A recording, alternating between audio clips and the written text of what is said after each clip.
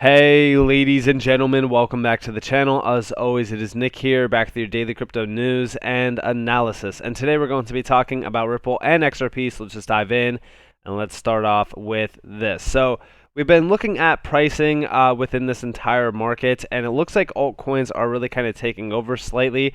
On the 24-hour span, for an example, you guys do see Quant breaking out up about 12.35%. On the 7-day span, you can really kind of see a lot of the gains from some of the major tokens that we have talked about quite a bit on this channel, like Casper, up about 17.93%, and also XRP up about 7.6%. Yesterday, we did do a live stream on XRP's next major areas of focus, not only in regards to the upside moves, but also the downside moves.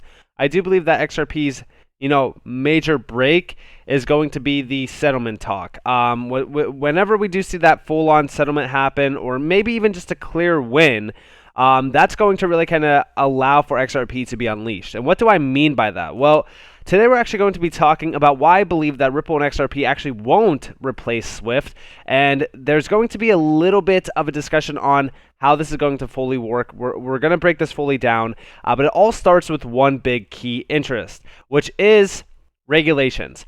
Europe just released this, or I should say they approved this massive crypto regulation bill regarding a few things. First off, money laundering, KYC, things like that around consumer protection, the accountability of crypto companies, the environmental impact of the industry, and also stablecoins. There's a whole bunch of discussions within this. Now, we do see a few takeaways in this. I think that I reported on this with Quant as well, but we do see that the bill was still will have to be approved by the European Parliament. A vote is scheduled for October 10th. Crypto entities will have up to 18 months to prepare themselves for the changes, as the bill should come into effect in 2024. So regulations are definitely streamlined. They are, coming in hot. For example, Biden recently the Biden administration just urged Congress to accelerate the rollout of a regulatory framework for crypto and digital assets, as a UN report warns of a Fed-induced global recession. And also the CFTC has recently just started talking about crypto regulation and said, regulation by enforcement needs to change. I completely agree. The reason why I bring these two up is that there's a ton of pressure right now on not only the SEC, but on the entire U.S. regulatory stance around crypto. I believe that we're going to see a big, and I say a massive, streamlined process around regulation. We will see regulations being ushered in greatly around crypto. I think that it's 100% needed. I think that's incredible in regards to the adoption cycle of crypto as well. I know that a lot of people have their own ideas around regulations within crypto. I think that this is a huge door that will be unlocked, and it will open that door for something like XRP, for example, to be fully unleashed globally. And what do I mean by that? Well, let's actually look into a few things. So one, ISO 20022. We've been focused on ISO 20022 for a while. A lot of people do think that this is going to be huge for crypto, and I do believe that it could. There's a few things around ISO that I've always talked about, specifically this ISO compliance messaging format, that is pretty substantial for crypto assets like XRP. And what do I mean by that? Well, we know that Ripple as a company is already ISO 20022 compliant.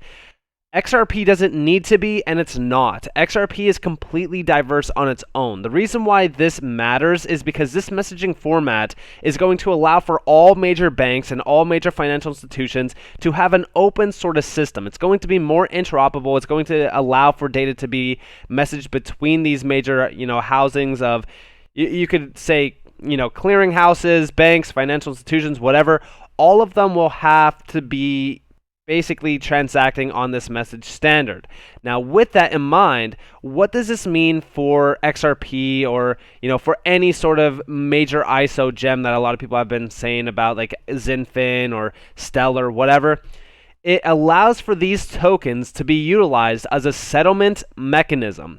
And this is going to be huge, because I think that going forward, it's going to really kind of be centered around that, and centered around instant settlement. Instant settlement is the biggest key aspect to focus on around something like Swift. And why do we talk about that? Well, it's because Swift actually can't accommodate for instant settlement. That's why when we do see down here that the new standard applies to SWIFT messages concerning domestic automated clearinghouse, ACH real-time high-value and cross-border payments, so it is paramount banks ensure all relevant systems are aligned. It is focused on the real-time high-value and cross-border payments.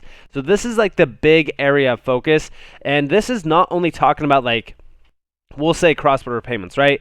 A $200 trillion market by 2027. They said $250 trillion. That's a massive market, currently valued at $156 trillion. It's a huge market. Now with this, we really kind of focus on SWIFT, right? Because SWIFT is transacting at a massive value every single day, $5 trillion every single day. It's a huge opportunity for Ripple and XRP. Why do I believe that? Well, let's actually go look at this post from David Schwartz. This is actually a while back on Reddit. We do see the challenge for Ripple is that they need to be a number of years ahead of SWIFT. The moment SWIFT has a commercially viable and trusted system, they could swiftly, no pun intended, roll it out to a waiting network of thousands of banks. And we do see David Schwartz actually responding, and he's saying that would not necessarily be bad for Ripple. We're only building a payment network because the existing ones aren't good enough to support our needs. If SWIFT does it for us, that's just one less thing we have to do to execute our XRP strategy. And yes, this is the biggest focus that we've been looking at, because down here we do see rapid payments create demand for rapid settlement. Ripple is positioning XRP as a rapid settlement tool. The primary reason Ripple is working in the payment space is because current payment technology isn't good enough to get the benefits of XRP. If SWIFT builds a modern open payment system, then we'll position XRP to settle payments in that system. If SWIFT builds a closed garden, we'll build open systems that compete with it. There are two reasons we'll win. One, open systems eviscerate walled gardens, and two, SWIFT has no revenue model other than charging their customers and will have to charge them for everything from development to operation. So at the end of the day, XRP is perfectly positioned on either position that SWIFT takes. They could either, one, utilize XRP within a rapid settlement area and an environment, which is basically what we are seeing right now. I mean, like, there's rapid payments happening every single day. We've moved on to rapid payments, and we have been really kind of utilizing rapid payments for a very long time now. But the problem is that you don't get rapid settlement, and that's why there's a massive demand for it. That's why I do believe that what Ripple is trying to do with XRP is perfect. And I think that it is something very, very highly lucrative if you are an investor into XRP as well. But this is why I also say focus on what Ripple's major goal is.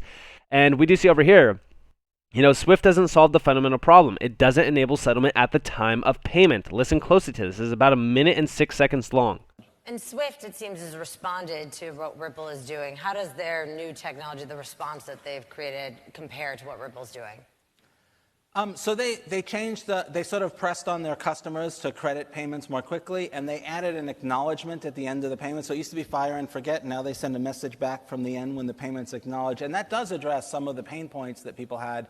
But I think there are a couple things it doesn't address. So one of them is it doesn't enable settlement at the time of payment. So if you think that that's an important thing, it kind of attacks our sort of submarine strategy of like, we'll give you a better payment system, and it can settle at the time of payment. But even if you don't care about that, it's still a better payment system. So obviously the bidirectional messaging and everything, it's still a better payment system. But like if you can take away the major pain points, maybe that sort of attacks our strategy of saying we're going to take away your major pain points. So we'll be like, well, we can take away some of those pain points too. But it doesn't fix the fundamental problem. It's kind of like, like if a music company tried to combat the iPod by like dropping the price of CDs or making them hold more data or something. Like the fundamental problem is the settlement. And that's also why Swift GPI just does not. It's nothing crazy. Like, a lot of people think that Swift GPI is replacing what Ripple has built and has been trying to build for so long, but it's not solving the biggest pain point. And they really can't solve it, as you guys do see over here. It's a big issue that needs to be really kind of spotlighted. That's why we do see over here from David Schwartz himself, my dream scenario is Swift makes a deal with Ripple where all their banks get to use RippleNet for free, maybe even paying Swift fits our XRP strategy perfectly. Now you might be wondering, okay, well, what does this actually mean for XRP? Well, again, going back to this image, XRP would be positioned as a rapid settlement tool. This entire mechanism is going to be drastically ushered in at a rapid pace. And by the way, Swift is the biggest key here, because remember that Swift, what Swift has done and what they have built is very lucrative for what Ripple is focused on, because having XRP with RippleNet plug and played into the Swift network gives them direct access to 11,000 plus financial institutions and upwards of $5 trillion per day in settlement volume. That would be huge. Now, also, over here, we do see, again, another quote from Joel Katz. This is actually talking about these articles with Swift.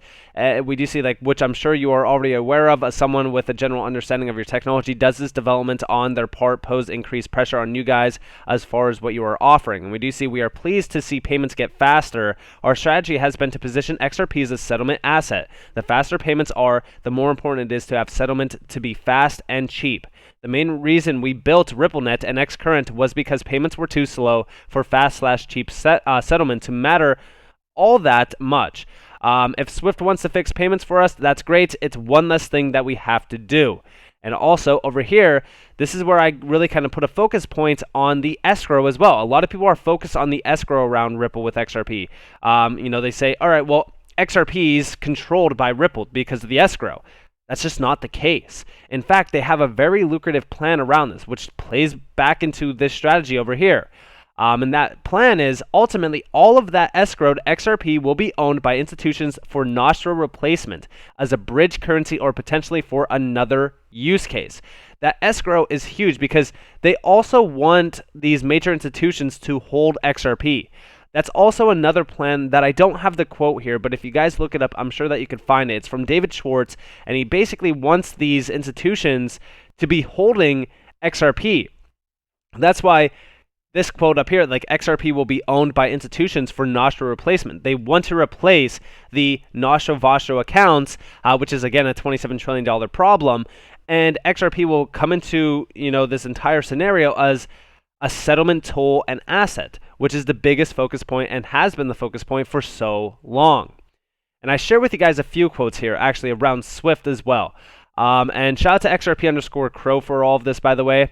But we do see Swift GPI is like putting a Ferrari shell on a Model T engine. This is from Brad Garlinghouse. It's a cosmetic upgrade on an old infrastructure. Messaging is still not tied to settlement. It's unidirectional and can't solve for liquidity, which is also why I said Swift GPI is basically useless. We do see Swift equals exchange of data, Ripple equals exchange of value. Swift is a messaging mechanism, and it remains only to be an exchange of data. With Ripple, you are actually settling value. You're providing the finality and also certainty of the payment. This is why Swift would actually benefit greatly from having RippleNet, I should say, and XRP directly integrated into the Swift system. We do see Swift equals obsolete technology, Ripple equals the solution. I think that, again, by the way, this is from 2020, so a lot has changed since then. But I think that is the biggest call for concern around this market, is that a lot of people think that Ripple will 100% replace Swift. And I think it just comes from the past quotes. For example, this is Chris Larson, who is the executive chairman at Ripple. He said, I think XRP Ledger is already proving can be the replacement to that existing inefficient system, Swift. And I do think that it could essentially replace Swift, but it doesn't have to. That's the biggest thing, right? When we really kind of look at what Ripple is trying to do here, they're just trying to solve the fundamental problem that Swift has here. They pose as a major solution to Swift's burgeoning issues. And I think that this is also the biggest aspect to focus on, because at the end of the day, as regulation continues to be streamlined and as regulations usher closer and closer with, of course, ISO 20022, things are looking very good for Ripple and XRP. Because remember, I've always said since day one on this channel that regulations are a big key. They unlock a ton of things around this market, specifically utility cases and adoption of specific, use cases as well. I think that XRP being the tool that it is, and Ripple touting it as the tool that they need, really kind of plays into the value perspective on where XRP could go. Remember, This market is still very, very early in its infancy. And a lot of people think that, okay, well, XRP is never going to this dollar figure amount, that dollar figure amount, just because it hasn't broken the all-time high yet. But remember that what Ripple is doing here, all of these quotes, all of their plans here around not only Swift, but also what they are trying to position XRP as, you could really kind of see why XRP was targeted. And also, I share this with you because what XRP is as a tool is so much better than most of this market. What they have solved with XRP as the power source behind on-demand liquidity, or even just as a settlement mechanism, is revolutionary in its own way. But that's why I say, like, we get caught up in the, okay, well, XRP never hit an all-time high, and the price action of it in 2021, for an example, as all these other tokens were going, crazy, is abysmal. But the problem is that the SEC came in at the perfect time to go after XRP, stifled the price action, suppressed it completely, and we still hit $2 without being on any major exchange and having this negative sort of environment around it in regards to a regulation standard, as well as what the SEC has been saying the entire time. So I would argue that XRP has been extremely strong, sitting at number 6 still, by the way, during this entire litigation case, and they have been expanding rapidly with XRP powered on-demand liquidity as well globally, all while ISO is about to launch, regulations are being streamlined around the US, and Swift is still moving forward on DLT-powered systems, and they're extremely bullish on crypto, as with the recent massive breakout news with what Swift has released on DLT, as well as their partnership with Chainlink. So at the end of the day, would it be too crazy to assume that at one point in time, Swift will turn to Ripple and say, okay, it's time to utilize XRP as a settlement asset and tool to clear our $5 trillion a day in volume payments and fully settle them in real time? Because at the end of the day, rapid payments demand for rapid settlement. And this is Ripple's plan, by the way. This is not what I'm coming up with. This is not what I want to be biased on.